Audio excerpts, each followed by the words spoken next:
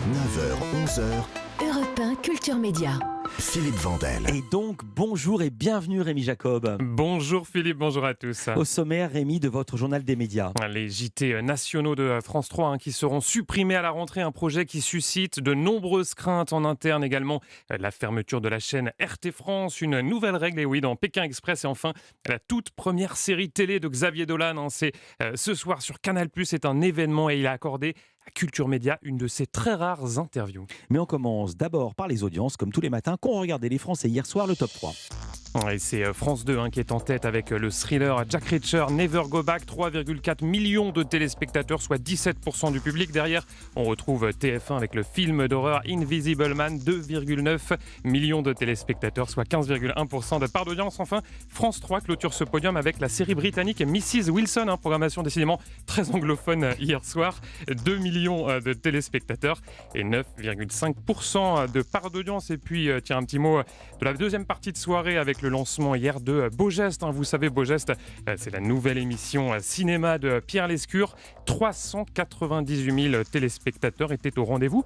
Et c'est un petit peu mieux que l'émission de Claire Chazal qui était jusqu'alors diffusée sur cette même case et qui réunissait en moyenne 350 000 téléspectateurs. Pour le reste du week-end, Rémi ? Une chose à retenir, c'est la très bonne performance du quiz des champions. C'était samedi soir sur France 2, 2,9 millions de téléspectateurs pour ce jeu présenté par Cyril Ferraud. C'est devant TF1 et Ninja Warrior, mais tout de même derrière France 3 et Crime à Biote, très solide avec 4,1 millions de téléspectateurs. Europe 1, le journal des médias.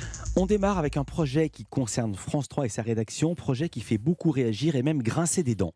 Oui, en septembre prochain, l'offre d'information va être totalement repensée sur la chaîne publique et les téléspectateurs n'entendront plus ça.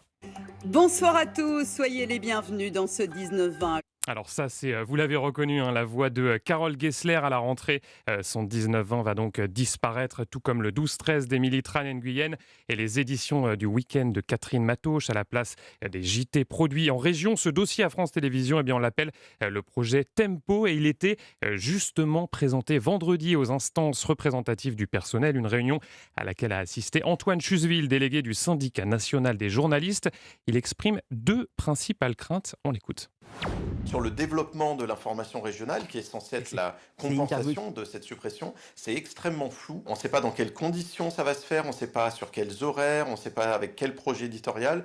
Et puis une autre crainte très importante, ce sont les nombreux journalistes qui fabriquent l'information nationale sur France 3 actuellement. On ne sait pas ce qu'ils vont devenir, on ne sait pas exactement ce qu'ils vont faire, dans quelles conditions ils vont travailler, pour quel reportage. Donc ça, évidemment, socialement, c'est une grosse inquiétude.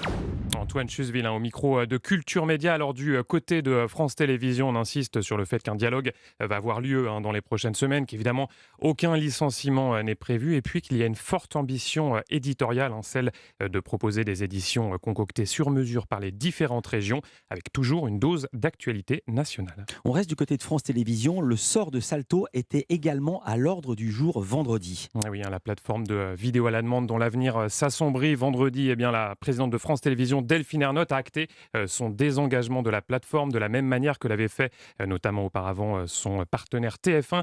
Si Salto ne trouve pas très rapidement un repreneur, ce qui semble l'hypothèse la plus probable, elle sera donc tout simplement dissoute.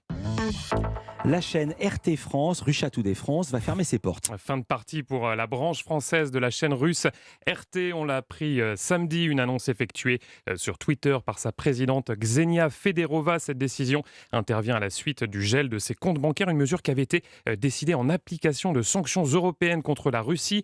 Sa présidente évoque, je cite, un acharnement de son côté. Moscou a promis de prendre des mesures de rétorsion contre les médias français en Russie. Et on part sur M6 qui va très prochainement diffuser une nouvelle saison de Pékin Express. Mais oui, 17e saison pour ce jeu d'aventure. Alors ça sera diffusé dans quelques semaines, mais on vient d'apprendre, de découvrir toutes les nouveautés qui vous attendent. Le top départ sera donné sur les rives du lac Titicaca en Bolivie avec dès le début une épreuve dans son eau glaciale. J'ai vu le premier épisode, Philippe, ça met tout de suite dans le bain. Vous avez eu froid? J'ai eu froid pour exactement, direction ensuite le Paraguay, puis le Brésil, et pour pimenter le tout, vous allez voir, il y a cette année une nouvelle règle, ça s'appelle le choix secret. Explication de son présentateur Stéphane Rothenberg. Mais jusqu'à présent, lorsqu'on était dernier de Pékin Express, on choisissait son adversaire pour le duel final qui était une course ultime éliminatoire. Et là, c'est plus le cas. Lorsqu'on est dernier, on ne choisit pas son adversaire, ce sont les autres candidats qui, à bulletin secret, choisissent le binôme qui va devoir faire le duel final. Ça change beaucoup de choses, ça met de la stratégie, ça change quand même le rapport des candidats entre eux, le stress. Jusqu'à présent, quand on était, on va dire, entre la deuxième et l'avant-dernière place, on déroulait un peu dans Pékin parce qu'on savait qu'on ne pouvait pas jouer la victoire, mais qu'on n'était pas en danger d'élimination. Là, ça met la pression de la première à la dernière seconde et ça marche. Et puis un petit mot également sur le casting avec un binôme, hein, vous le verrez, particulièrement savoureux. Il s'agit d'un patron, Xavier, qui part avec son employée. Elle s'appelle Céline. Ils travaillent ensemble depuis 10 ans, mais ils se vouvoient et dès la première nuit, eh bien, ils vont devoir partager le même lit chez l'habitant. Hein. C'est évidemment assez inhabituel comme situation entre collègues de travail et c'est donc à découvrir prochainement sur M6. Philippe, est-ce que vous voulez qu'on s'inscrive tous les deux en binôme ? Pas du tout, pas du tout. J'ai aucune envie d'avoir froid. On termine ce journal avec la première série de Xavier Dolan, une série diffusée ce soir sur Canal+.